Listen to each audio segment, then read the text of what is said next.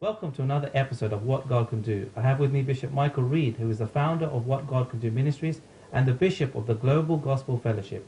I also have with me the co-founder of What God Can Do Ministries, Dr. Ruth Reid. Welcome. Thank you. Bishop, we want to talk about your experiences because you've traveled around the world preaching the gospel of Jesus Christ. Tell us about some of these experiences that you've had. Well, basically, we try always, wherever I go, to have pastors' meetings, where I teach the pastors during the day. Yes. And then in the evenings, we have a rally, a miracle service, where they see the practical outworking of what has been taught during the day. Right. That's so important. So they know that I'm not there like most teachers are there to teach and do little else because they haven't got the authority or power. I believe this, that, you know, if you can't do anything, you go into teaching. And, you know, failures are teachers usually. The fact is, once you're there, you've got to show. Paul said, preaching and teaching was not with enticing words of man's wisdom, but in demonstration of the Spirit and power. And if you remember Jesus, when John's disciples came to him when John was in prison, he said, go and tell John what you've seen and heard. The dead are raised, the blind see, the deaf hear. You know, the normal things that happen in a normal Christian church. It's just there aren't many normal Christian churches around. That's the way it is. Yeah. And when we've travelled, I mean, we had beautiful miracles in England, but some most remarkable miracles happened. I'm thinking of one in Uganda. Oh, yeah? This was when we actually travelled there with the Archbishop. Right.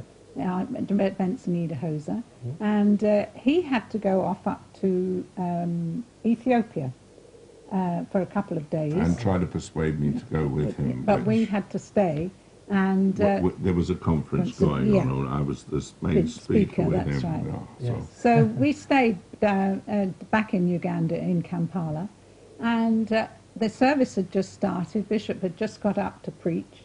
Not long, about 10 minutes, and all of a sudden a man starts to shout way over in the bleachers. It was a sports hall. And you know, we kind of looked at this disturbance because he really was making such a noise you couldn't continue. So Bishop said to Bishop Karanja, who was interpreting for him, what's the problem? So he made some inquiries in his language and came back with the information that this man had been deaf and dumb when he came into the service, and God has now healed him, and he's yelling his head off because he's so thrilled. So Bishop said, well, bring him here. And they carried him, carried him down from the bleachers and brought him through the crowd, because there was a huge crowd there. And as he came, he was all twisted, completely twisted over like this. And one leg was about, well, at least 4 inches shorter than the other. He was paralyzed all down one side. And he was going, hallelujah, hallelujah, you know, and so thrilled with what God had done.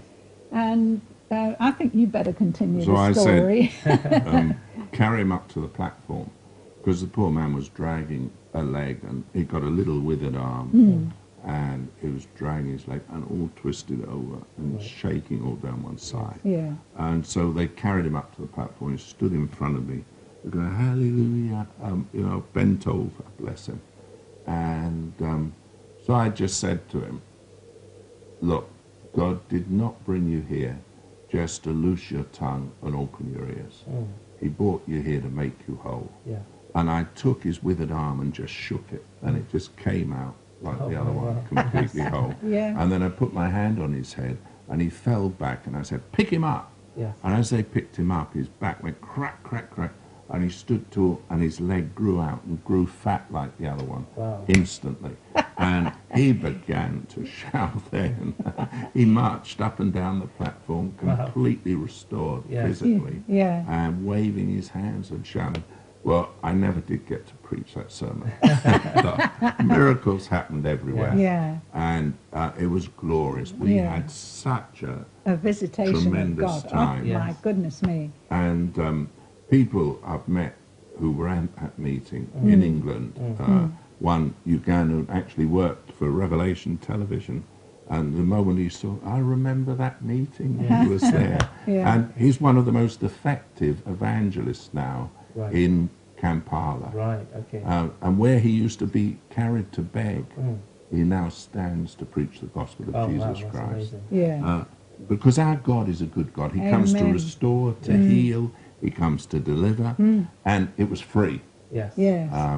It was amazing, actually, because after I finished in the morning, an idiot woman got up, minister, bishop, or whatever, got up in the afternoon to say, the time of healing and miracles is over. It's the prophetic move of God now. And fortunately, not many people believed her. They'd been in the morning meeting, but she hadn't. And they'd seen what God could do. It is so important because a lot of people suppress the idea of miracles because they're not in their own ministry. Now, I want to make it plain, I am not a miracle worker, I am not a healer, and I haven't got a gift of healing. But I do know someone who has. Yes. His name is Jesus, and he lives in me.